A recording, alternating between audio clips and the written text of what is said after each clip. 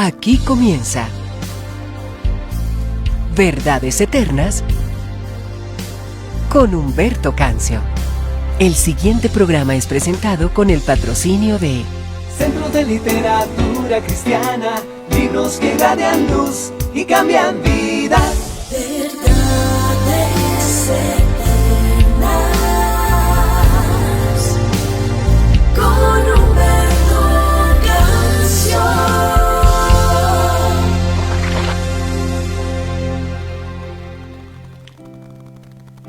Padre amado, te damos gracias en el nombre de tu Hijo Jesucristo por permitirnos estar de nuevo ante tu presencia. Gracias, amado Dios, porque es la manifestación de tu misericordia sobre nosotros. Eres tú quien está incluso más interesado que nosotros de que podamos venir a tu presencia. En el libro de Apocalipsis 3:20 dice: "He aquí, yo estoy a la puerta y llamo. Si alguno oye mi voz y abre la puerta, yo entraré en él y cenaré con él y él conmigo". Qué bueno saber, mi Señor, que tú estás a la puerta, que el deseo de tu corazón es poder entrar a nuestras vidas. Pero no lo haces porque eres un caballero y esperas que nosotros podamos tomar esa decisión de invitarte. Y eso es lo que hacemos hoy. Hoy abrimos nuestro corazón y te extendemos la invitación, Señor, para que vengas a nuestras vidas, para que te quedes morando en ellas, mi Dios, porque sin ti nosotros no somos absolutamente nada. Estamos vacíos. Nos sentimos sin sentido en la vida. Ven a nuestras vidas hoy, amado Dios. Escucha la oración y el ruego de tu pueblo, de cada uno de tus hijos. No escondas de nosotros el rostro. Ten misericordia de nuestras vidas, amado Dios. Sabemos que como raza humana hemos hecho cosas que a ti no te agradan. Y hoy estamos sufriendo todas las consecuencias de nuestros actos. Pero tú eres un Dios de misericordia. No te olvides de tu misericordia con nosotros. Extiende tu perdón sobre nuestras vidas. No tengas en cuenta nuestros pecados, amado Dios. No nos reprendas tan fuerte, mi Señor. Ten misericordia de Colombia. Ten misericordia de cada departamento que está siendo azotado por tormentas, por las inclemencias del clima. Trae consuelo y fortaleza a las familias que lo han perdido todo, amado Dios. Hoy oramos por aquellos que tal vez se levantaron en este día sin nada. Que seas tú proveyendo lo que necesitan, amado Dios. Y que nos des las fuerzas suficientes para seguir adelante, porque en nuestras fuerzas no podemos. Ten misericordia de Colombia. Ten misericordia de las naciones de la tierra, amado Dios. Perdona la dureza de nuestros corazones. Perdona, amado Dios, por las veces que hemos cerrado nuestros oídos a la voz, al consejo tuyo, y hemos decidido andar por nuestras propias sendas, dejándote a ti a un lado. El más interesado en morar en nuestros corazones eres tú. Que hoy tu salvación se extienda sobre las familias y tu misericordia sobre aquellos que tanto lo necesitan, amado Dios. Aquí estamos teniendo la certeza y la convicción que tú nos oyes. Aquí estamos teniendo la certeza y la convicción que cada palabra que tú traes a nuestra vida es una palabra que viene del corazón tuyo para nosotros. Danos la humildad para recibirla con todo el corazón. Danos la sensibilidad espiritual para entender que importante no es quien predica, sino lo que se predica.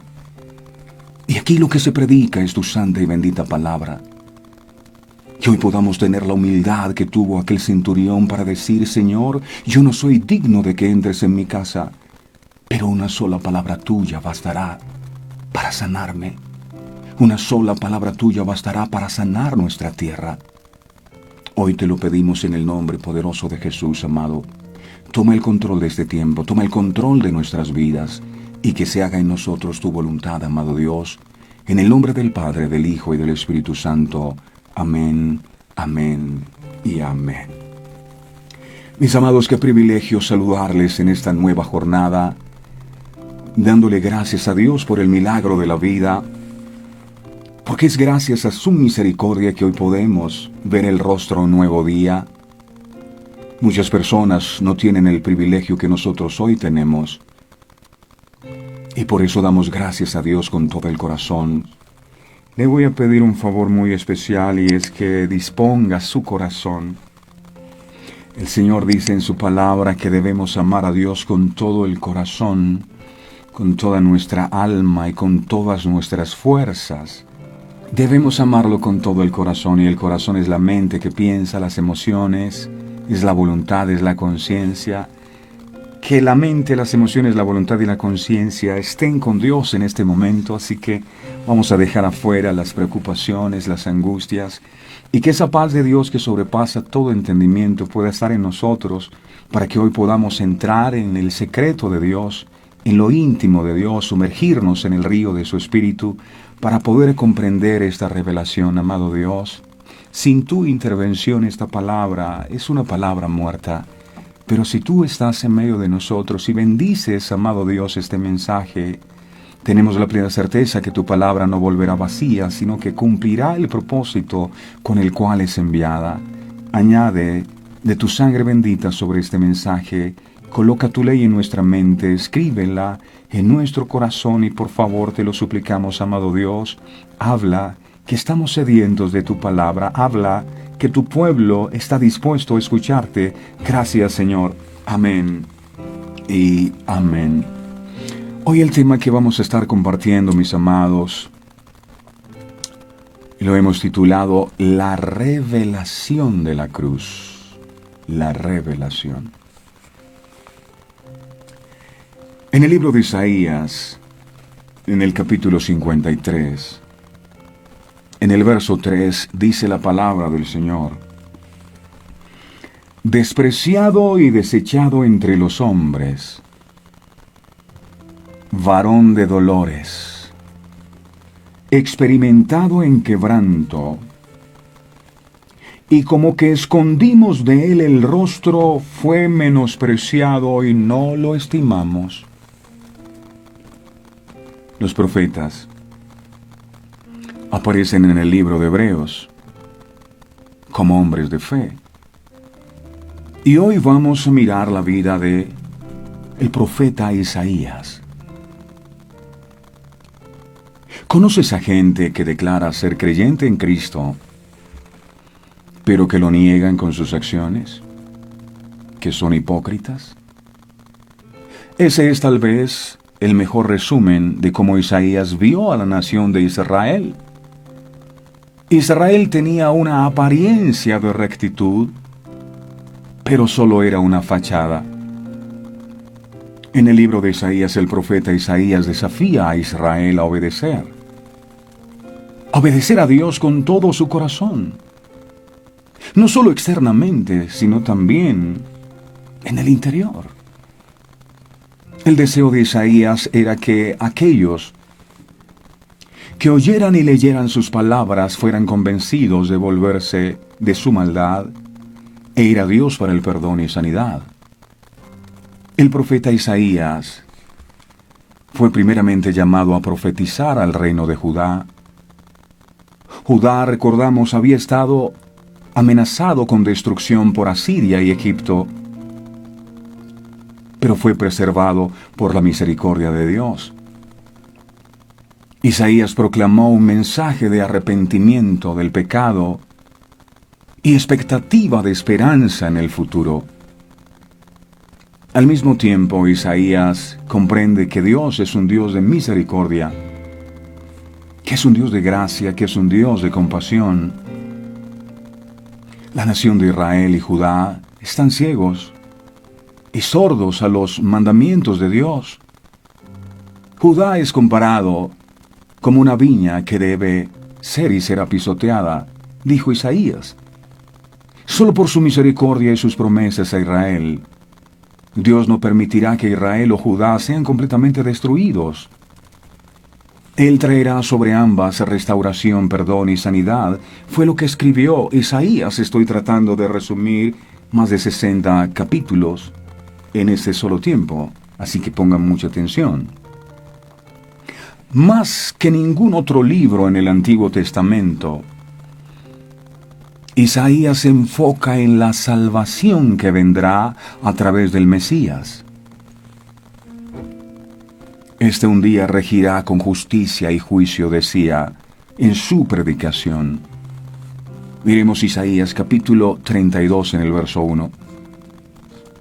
Esto decía Isaías 32 verso 1. He aquí que para justicia reinará un rey, y príncipes presidirán en juicio. Afirma además que el reinado del Mesías traería paz y traería seguridad a Israel. Isaías, miremos el verso 11, verso 6, capítulo 11, verso 6. Dice: morará el lobo con el cordero, y el leopardo con el cabrito se acostará, el becerro y el león y la bestia doméstica andarán juntos, y un niño los pastoreará. Dijo también que es a través del Mesías que Israel sería luz para todas las naciones. ¿Dónde quedó registrado eso? En Isaías capítulo 42, en el verso 6. 42, verso 6. Yo, Jehová, te he llamado en justicia, y te sostendré por la mano, te guardaré y te pondré por pacto al pueblo, por luz de las naciones. El reino del Mesías en la tierra es la meta hacia la cual señala todo el libro de Isaías. Según él, durante el reinado del Mesías, la justicia de Dios sería revelada totalmente al mundo. Pero aquí viene lo bueno. El clímax de su mensaje se produce precisamente cuando escribe el capítulo 53 de su libro. En él predice con tanta exactitud y fidelidad como ningún otro el sufrimiento que soportaría el Mesías con el fin de pagar por nuestros pecados. Ojo, estamos hablando que Isaías predijo la obra de la cruz 700 años antes que Cristo se encarnara y viniera a la tierra. Isaías plasmó en el libro de Isaías capítulo 53 cada detalle de la crucifixión de Jesús, así como otras profecías mesiánicas del Antiguo Testamento. Isaías 53. Para la teología mesiánica judía, no existía la posibilidad de un Mesías agonizante, de una muerte expiatoria ni de una resurrección.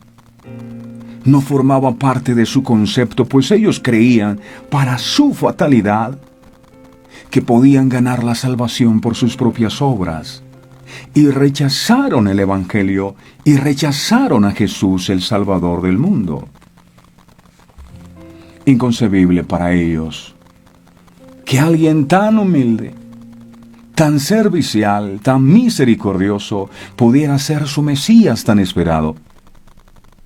Ellos no buscaban un Salvador. Creían no necesitarlo, sino que buscaban un político militar, un héroe de capa y espada.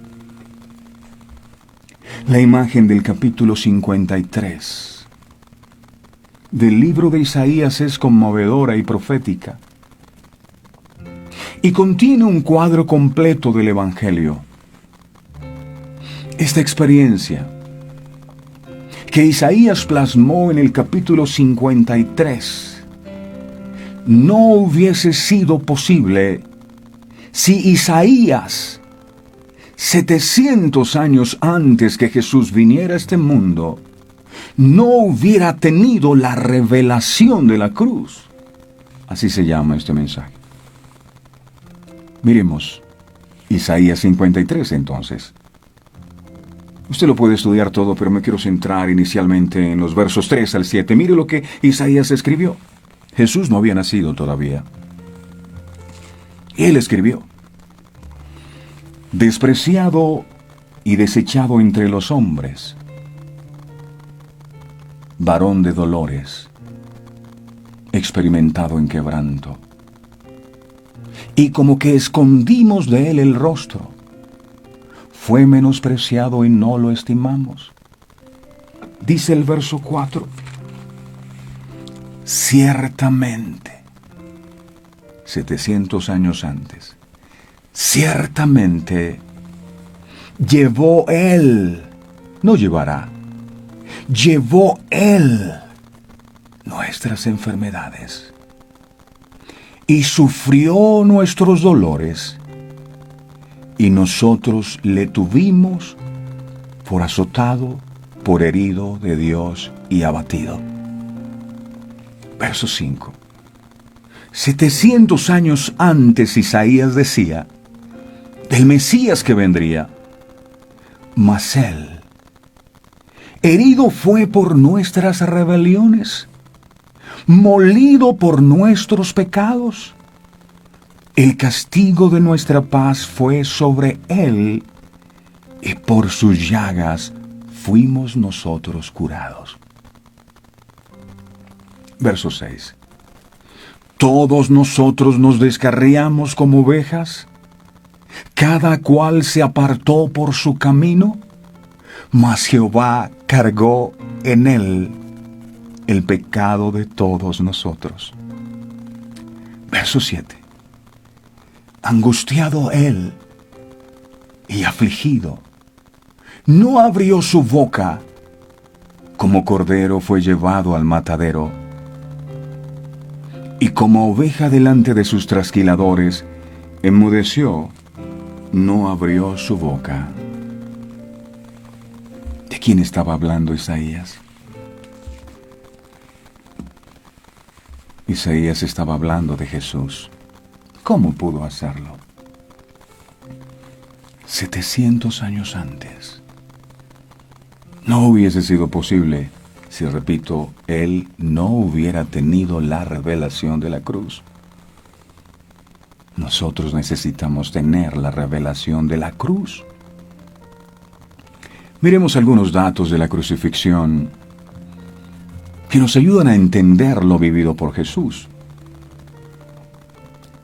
La historia registra que los primeros en utilizar la crucifixión fueron los persas, muchos años antes de Cristo.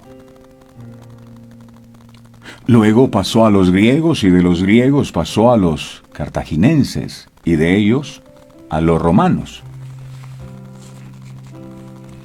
Esta pena se aplicaba con frecuencia para castigar a los peores malhechores. Estamos hablando de ladrones, violadores, asesinos, esclavos, traidores, etc. La cruz era símbolo de menosprecio, vergüenza, rechazo y olvido.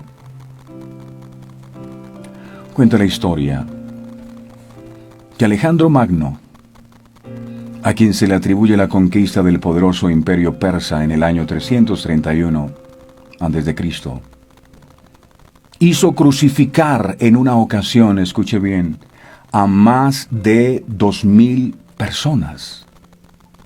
Según datos de Flavio Josefo, historiador, afirma que 1.110.000 personas murieron durante el asedio a Jerusalén en el año 70, cuando fue conquistado, de los cuales la mayoría eran judíos.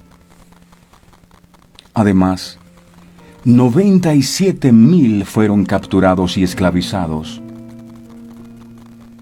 Dicen que hubo una crucifixión masiva. Los sometían a toda clase de martirios. Crucificaban como a 500 personas por día.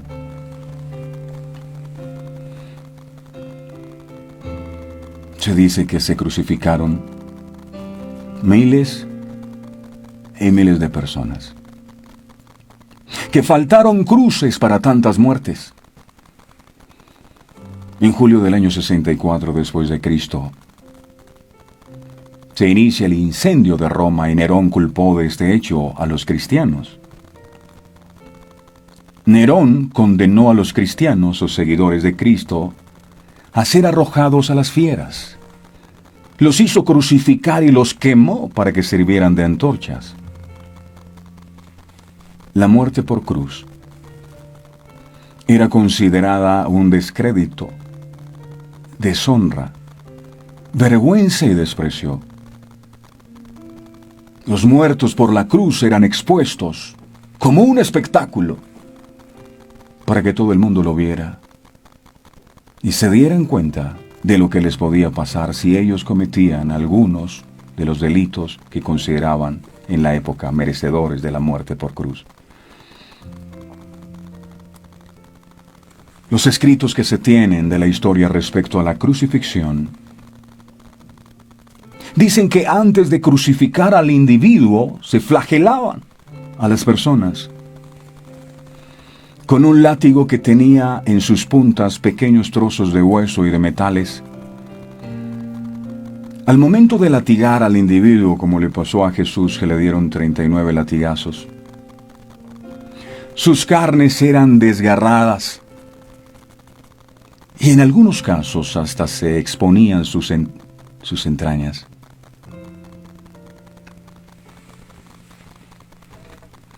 A todo este escarnio se sometió Jesús por ti y por mí. Lo hizo por amor. Y todo eso lo profetizó Isaías con lujo de detalles 700 años antes. Lucas capítulo 13, verso 34, dice... Lucas 13:34 dice: Jerusalén, Jerusalén, que matas a los profetas y apedreas a los que te son enviados. ¿Cuántas veces quise juntar a tus hijos como la gallina a sus polluelos debajo de sus alas, y no quisiste? Eso exclamaba Jesús. Miremos Juan, capítulo 1, versos 10 y 11. Juan 1, 10 y 11 dice: voy a leer del 9. Aquella luz verdadera que alumbra a todo hombre venía a este mundo. Ahora sí, verso 10. En el mundo estaba, y el mundo por él fue hecho, pero el mundo no lo conoció. Verso 11. A lo suyo vino, y los suyos no lo recibieron. Asesinaron a Jesús en la cruz del Calvario. Primera de Pedro, capítulo 2, verso 24. Por favor. Primera de Pedro, capítulo 2, verso 24. Dice: quien llevó él mismo nuestros pecados en su cuerpo sobre el madero, para que nosotros, estando muertos a los pecados, vivamos a la justicia, y por cuya herida fuisteis sanados. Por medio de su sufrimiento, Él pagó el castigo que nosotros merecíamos, y se convirtió por nosotros en el último y perfecto sacrificio, Jesús. Vamos al libro de Hebreos 10:10. Mire lo que está escrito acá. Hebreos 10:10. Dice: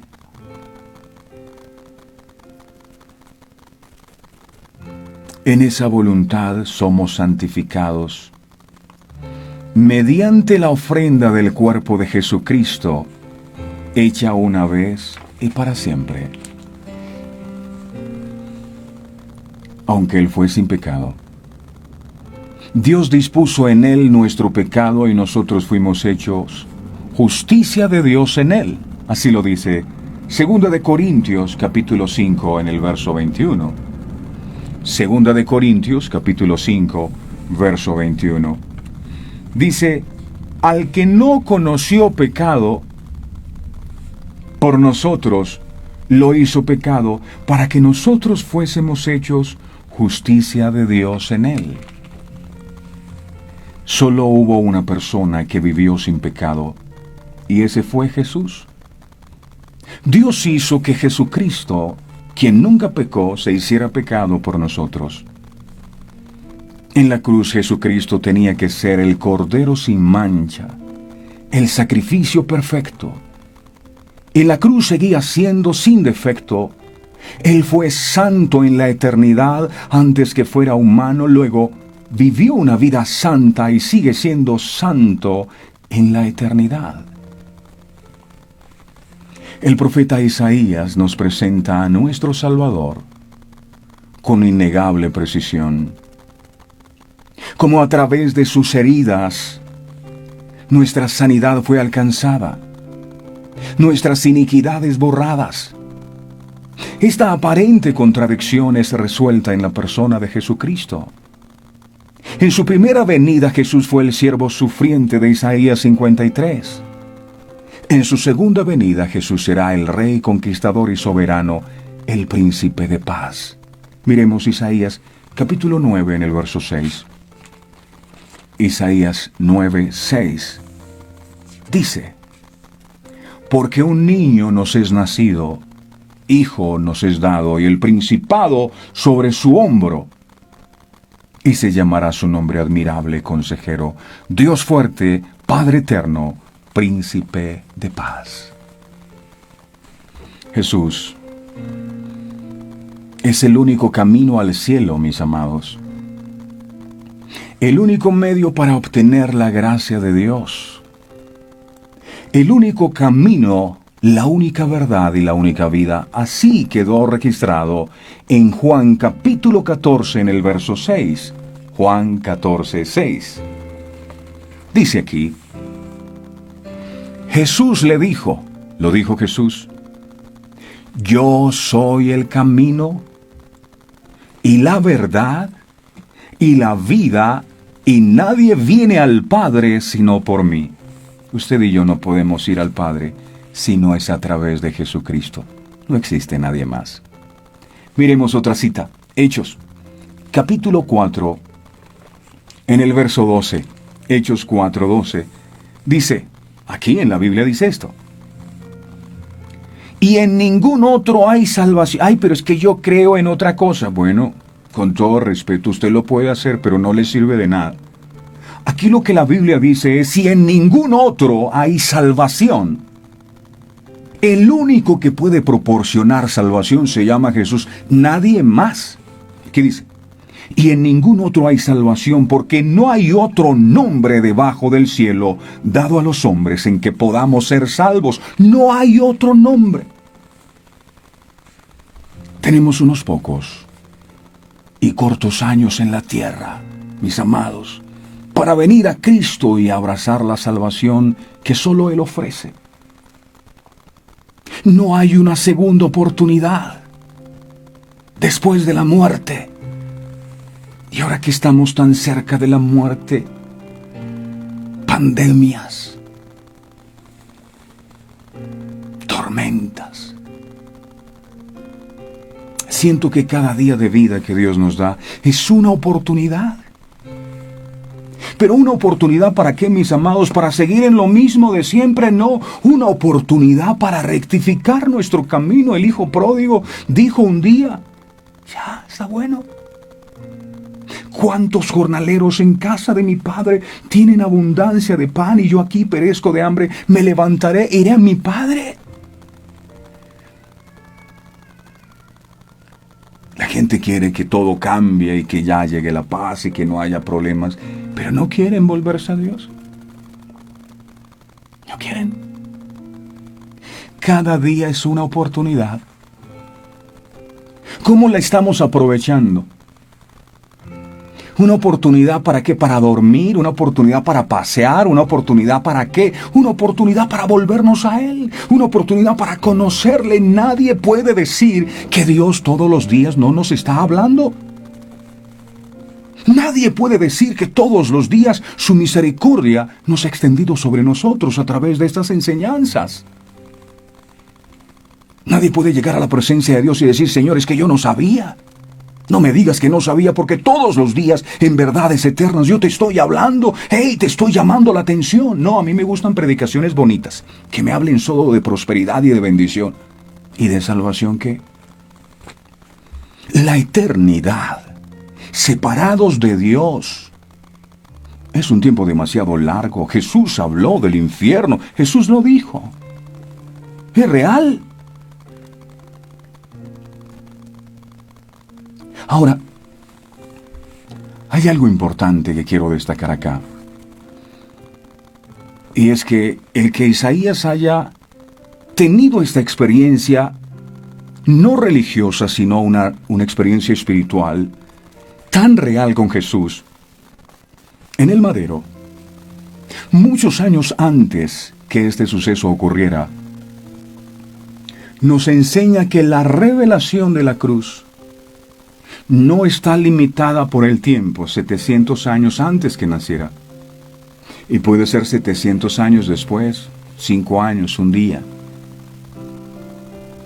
La cruz y lo que allí ocurrió se encuentra en un presente continuo para todo aquel que desee experimentarla.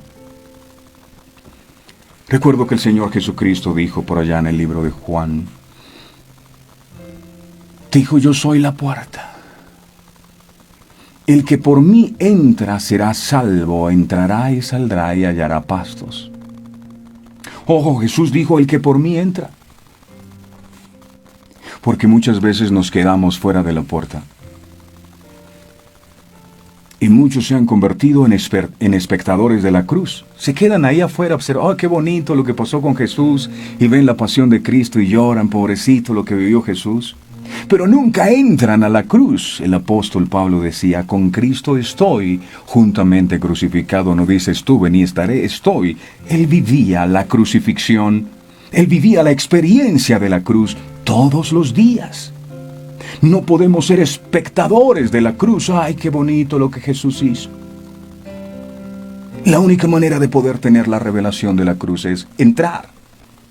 Es estar crucificado juntamente con Él. Y cuando hablo de estar crucificado, hablo de estar crucificado el viejo hombre, la vieja naturaleza. Hablo de entender lo que pasó en la cruz. El tiempo no limita la experiencia de la cruz. 700 años. Isaías lo experimentó. Miremos ahora la experiencia que tuvo David con la cruz de Cristo muchos años antes que Isaías. Salmos 22.1. Salmos 22.1. Dice el libro de Salmos, capítulo 22, verso 1. Escuche esa voz. Y en la medida en que usted está leyendo esto, usted se va a imaginar. ¿Quién dijo esto? Escuche. Dios mío, Dios mío, ¿por qué me has desamparado? ¿Por qué estás tan lejos de mi salvación y de las palabras de mi clamor? ¿Quién dijo eso? Ya David estaba hablando de esto. Ahora miremos el mismo libro de Salmos, pero vamos a pasar al verso 14, del verso 14 al verso 18. Miren lo que sigue diciendo David. He sido derramado como aguas, y todos mis huesos se descoyuntaron. Mi corazón fue como cera, derritiéndose en medio de mis entrañas. Como un tiesto se secó mi vigor y mi lengua se pegó a mi paladar, y me has puesto en el polvo de la muerte. Verso 16. Porque perros me han rodeado, me han cercado cuadrilla de malignos. Horadaron mis manos y mis pies. Contar puedo todos mis huesos, entre tanto ellos me miran y me observan. Repartieron entre sí mis vestidos, y sobre mi ropa echaron suertes, decía David. ¡Wow! Lo que Jesús padecería en la cruz del Calvario. Este salmo se nos presenta como el clásico lamento. La pregunta que hace todo aquel que se siente desprotegido y que no encuentra salida a su problema. David pasó por muchas situaciones así. Lo más probable es que escribió estas palabras en alguna de las ocasiones en las que lo perseguían para matarlo. El sentimiento de desprotección es evidente, aunque cabe mencionar que el Señor nunca lo abandonó. Este es un sentimiento típico que las circunstancias hacen sentir en el ser humano. Lo impresionante de esto es que las mismas palabras las expresó el Mesías en el madero. Mateo 27:46. Mateo 27:46. Dice la palabra. Cerca de la hora novena, Jesús clamó a gran voz diciendo, Elí, Elí, lama sabactani, esto es, Dios mío, ¿por qué me has desamparado? En el Salmo 22, David estaba experimentando en carne propia la revelación de la cruz. Ojo, no como un conocimiento. Él estaba viviendo la cruz sin que Jesús hubiese nacido todavía. Ahí es donde está la revolución. La persona que logra experimentar en su vida la revelación de la cruz nunca más será la misma. Porque una cosa es que usted y yo tengamos conocimiento de la palabra de Dios.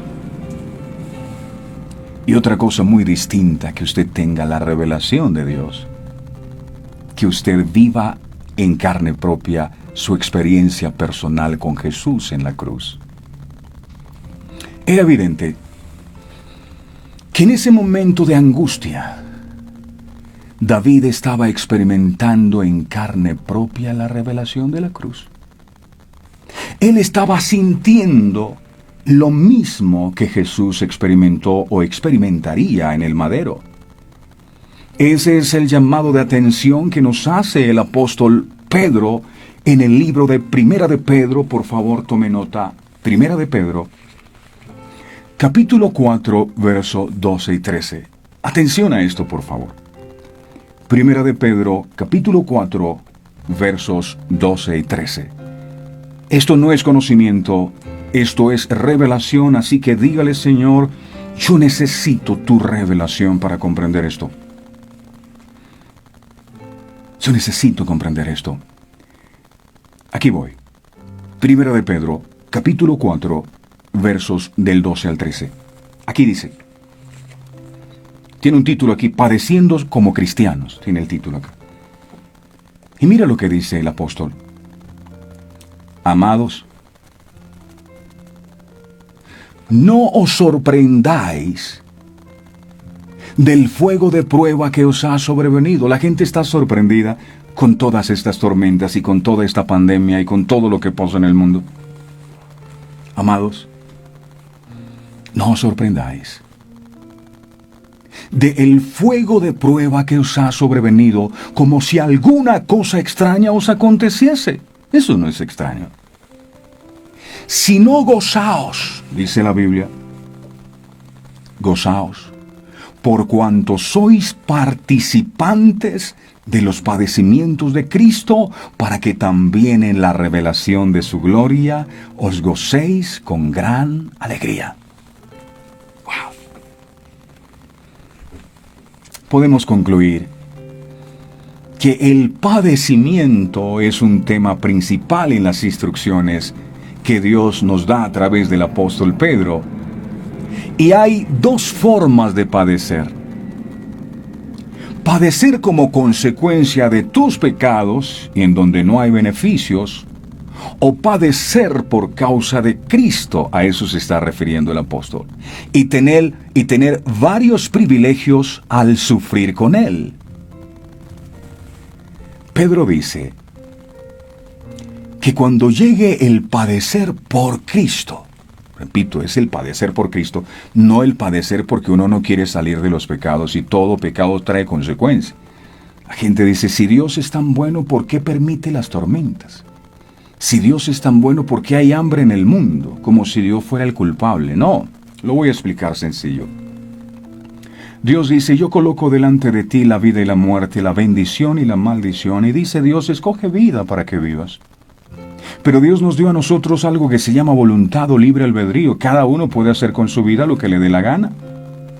Dios pudo haber hecho computadores y nos hubiese metido un chip y todos obedecíamos al Señor.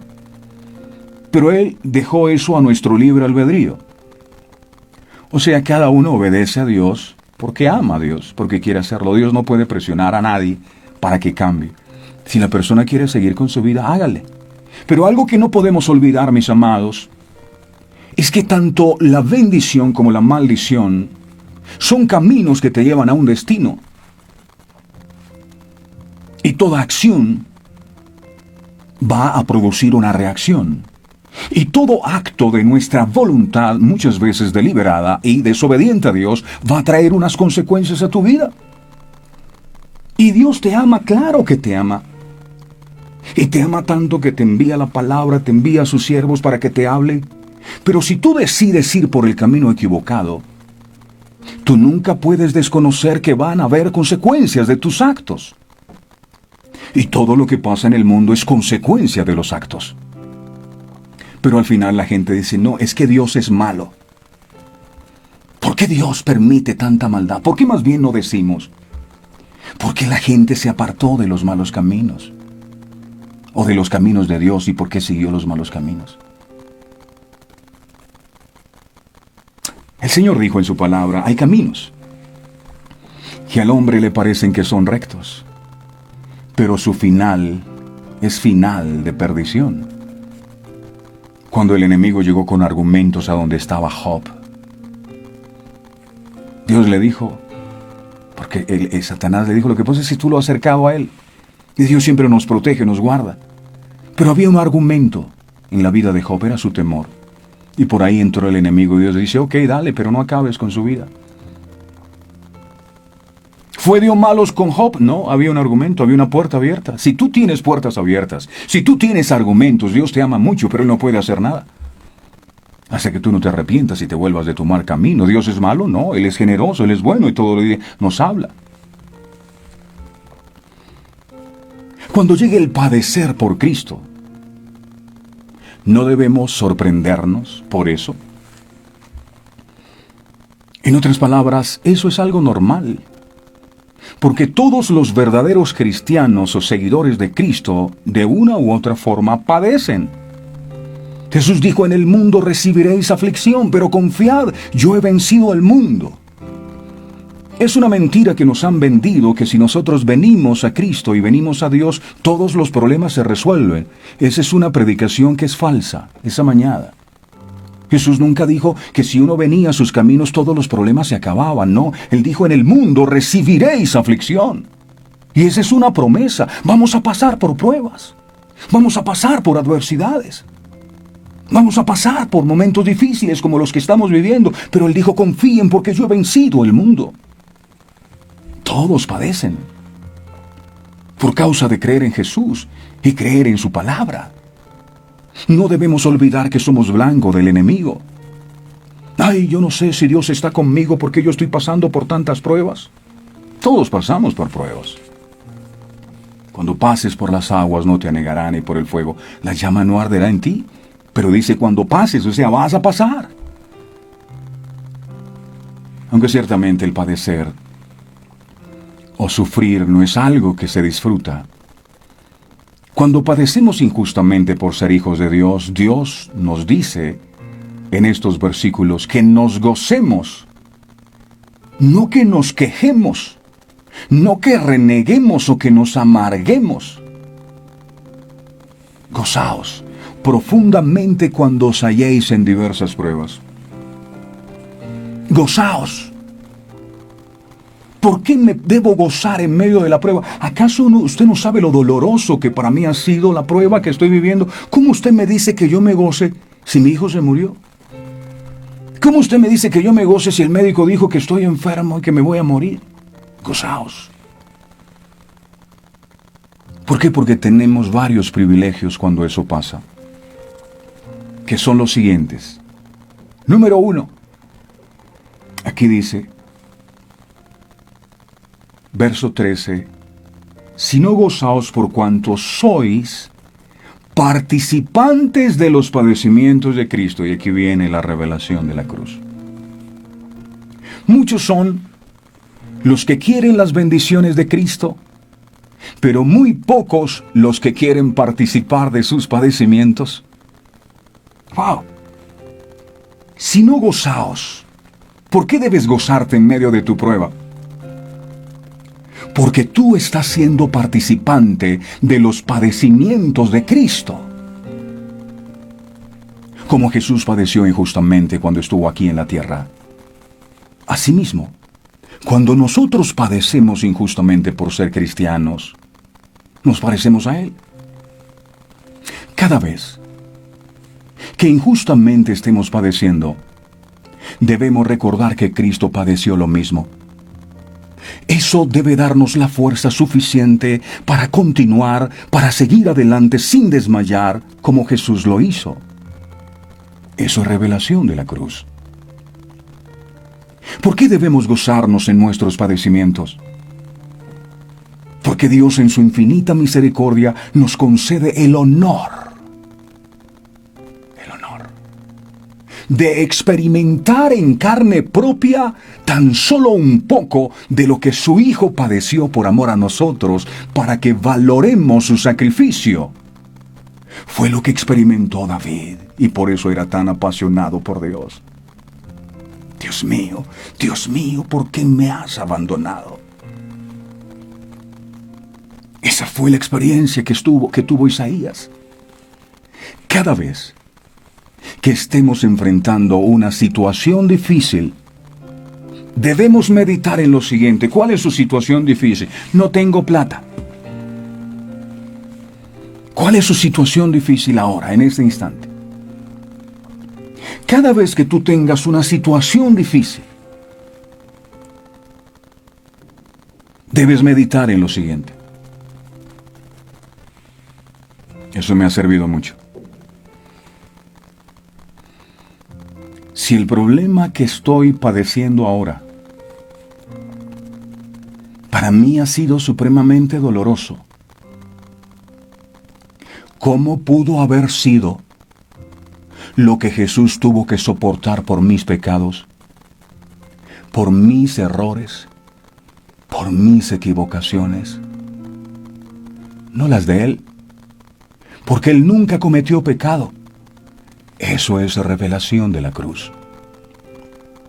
El poder de la cruz está en el hecho de que cada detalle de ese momento que Jesús sufrió tiene significación dinámica para nosotros en cada aspecto de nuestra necesidad. Lo segundo, dice aquí el texto, para que en la revelación de su gloria os gocéis con gran alegría. Lo repito. sino gozaos, por cuanto sois participantes de los padecimientos de Cristo, para que también en la revelación de su gloria os gocéis con gran alegría. Claro, cuando tú padeces y dices, si esto que yo estoy viviendo me duele tanto, ¿cómo pudo haber sido lo que Jesucristo padeció por amor a mí? Eso debe traer gozo a tu corazón y decir, wow, yo me quería morir porque no podía pagar el arriendo, y cuando mis ojos son abiertos y la gloria de Dios me es revelada y veo a Cristo muriendo y padeciendo por mí, ¿quién dijo que ese problema me va a detener? Por eso decía el apóstol Pablo, ni la muerte, ni la vida, ni ángeles, ni principados, ni la persecución, ni la muerte, nada me podrá separar del amor de Cristo. Es que me amó tanto que nada de lo que yo viva me va a hacer detener. Eso es revelación de la cruz. Pero hay tanta gente que tienen un problema y se quieren morir. Ya no quieren seguir avanzando, empiezan a criticar a Dios, a quejarse. Y Señor, ¿por qué mi hogar? ¿Y por qué mis finanzas? ¿Y tú por qué no haces? Necesitas padecer juntamente con Cristo. Necesitas en un acto de fe experimentar un poco de lo que Jesús por amor a ti vivió. Si eso no es motivación para que tú sigas adelante, entonces ni si Dios te baja todas las bendiciones del cielo, tú estarás contento. Nuestra motivación no es lo que Dios nos dé, es lo que Él ya nos dio en la cruz del Calvario. Esa es mi fuerza para seguir adelante. La persona a la que la gloria de Dios le ha sido revelada,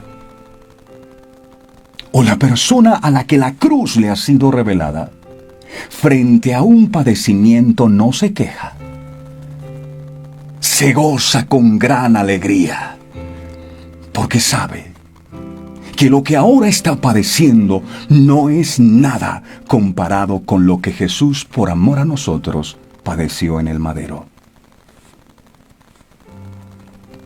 Es que mi cuerpo me duele por la enfermedad que tengo. Me tienen que inyectar insulina. Nada de eso, aunque doloroso, y quiero que me entiendan, no estoy menospreciando su sufrimiento. Nada de eso es comparado con los 39 latigazos que le dieron a Jesús, con el látigo romano, donde cada vez que le daban un latigazo arrancaban su carne, y él como oveja no abrió su boca y fue llevado al matadero. Entrad por sus puertas con acciones de gracias. Él es la puerta. Esto es lo que nos permite a nosotros gozarnos en medio de la aflicción. Usted me ve hablando acá y dice, lo que pasa es que como usted no tiene problemas, si yo le cuento mis problemas, usted se pone a llorar. Y no quiero que llore, por eso no le cuento mis problemas. Pero a pesar de problemas, a pesar de adversidades, yo digo, nada de lo que yo he vivido es comparado con lo que mi Jesús padeció por mí, por amor. Y si Él siguió adelante y no renunció a salvarme, ¿por qué yo me voy a detener porque no tengo un empleo? Necesitamos la revelación de la cruz. El mundo necesita la revelación de la cruz. De lo contrario, nos volvemos en casa recompensas y buscamos a Dios simplemente para que nos dé cosas. Oh Señor, dame. Eso no es revelación de la cruz. Tener una experiencia espiritual con Jesús es más allá que pedir cosas. Por eso los hombres de fe van adelante. Perdió 10 hijos, voy adelante. Perdió todas sus posesiones, voy adelante, porque sé en quién he creído. Abraham, dame a tu hijo, sacrifícamelo. Amén, Señor, aquí lo tienes. Y levantó su mano. Y el Señor le dice, no lo haga, veo que me amas. Eso es revelación de la cruz. Cuando yo escucho personas que uno les predica el mensaje y al rato sale, es que yo estoy mal. es que la situación, no tengo un empleo, es que ya yo me quiero morir porque tengo un problema. ¡Por Dios! Eso no es nada comparado con lo que Jesús padeció.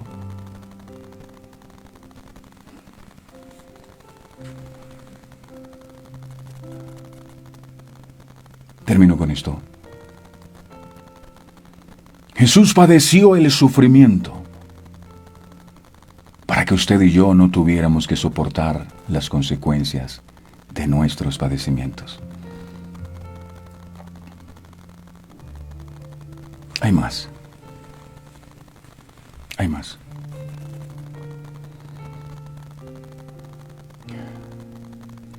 Usted está diciendo: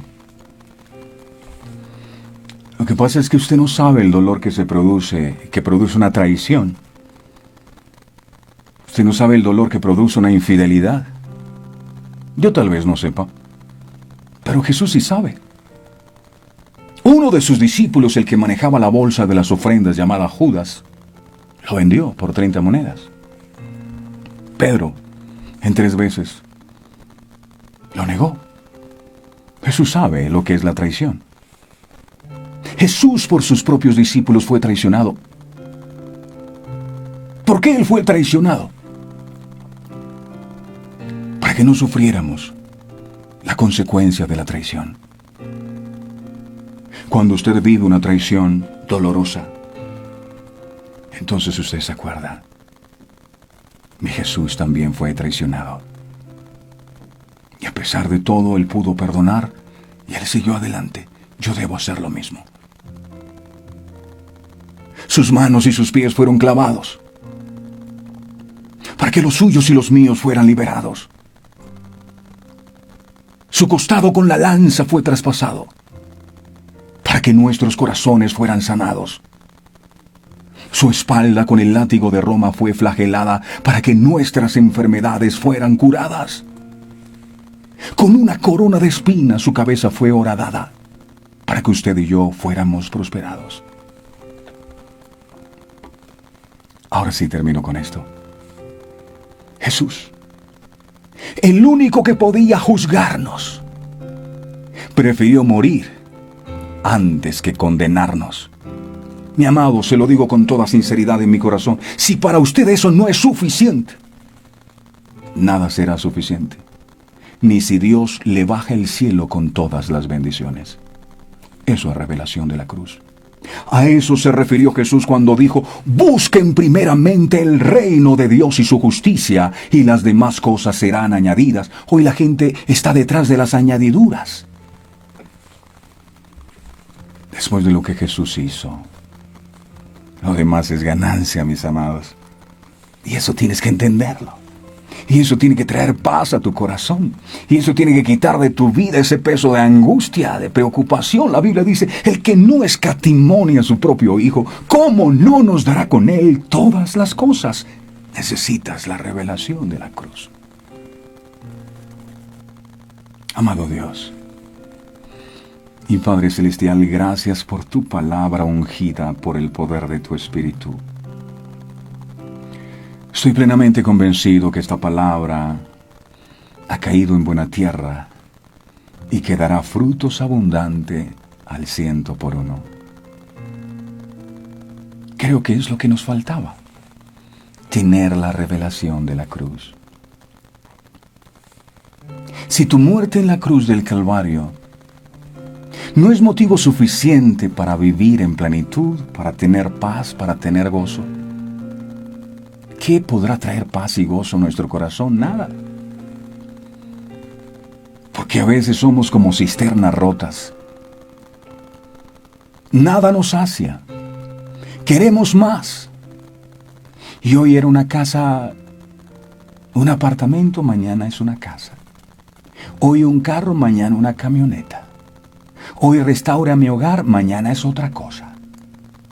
Y nada nos sacia.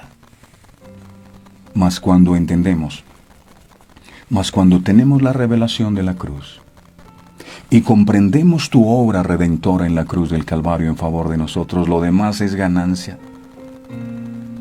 Yo lo único que necesito es eso: Habla con Dios ahí donde está y dile, Señor, yo quiero tener la revelación de la cruz.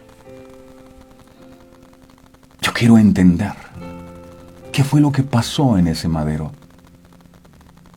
Yo quiero tener la plena convicción que cada uno de tus padecimientos, que cada uno de los derramamientos de tu sangre tenía como finalidad salvarme, justificarme, sanarme. Gracias por tu sangre, Jesús. En este día tal vez venía con muchas angustias, pero ahora que la revelación o que la cruz me ha sido revelada, entiendo que nada de lo que yo pueda padecer es superior a lo que tú viviste. Y tú nos demostraste que sí podemos sobreponernos de todas estas adversidades. Es doloroso lo que te está pasando, el Señor lo sabe, el Señor lo entiende, Él te comprende. Alguien dijo, lo que sujetó a Jesús en el madero no fueron los clavos, fue su amor por ti y por mí. No fueron los romanos los que crucificaron a Jesús, fueron tus pecados y los míos. Él lo hizo. Que esa sea la única motivación de nuestra alabanza, de nuestra búsqueda, de nuestra comunión contigo, de nuestra entrega a ti, lo que ya hiciste.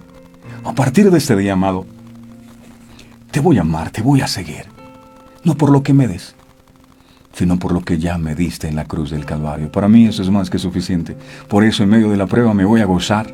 Ya no voy a estar más triste, ya no voy a estar más preocupado. El enemigo me tenía confundido, pero hoy me libero en el nombre poderoso de Jesús. La sangre de Jesús está sobre mi vida y se van los temores, se van las angustias, porque aquel que no escatimó a su propio Hijo, ¿cómo no nos dará con Él todas las cosas? Y si no me las da, igual yo le sigo adorando, fue lo que dijo Daniel. Si ese Dios no me defiende, igual yo no me voy a postrar delante de esa estatua. Eso se llama revelación de la cruz, eso se llama confianza en Dios, y es lo que queremos hoy.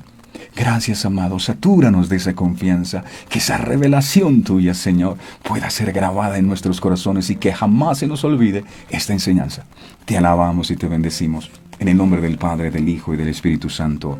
Amén, amén y amén. Alabado sea su nombre.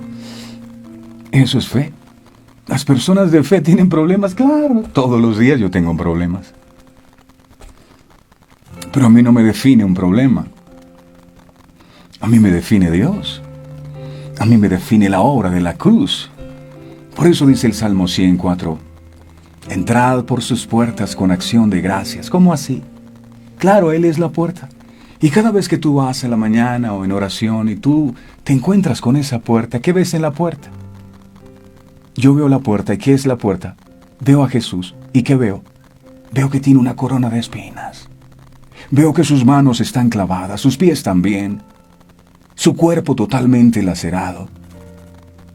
Y entonces entiendo que todo lo hizo por amor, y todo el problema que yo traía desaparece.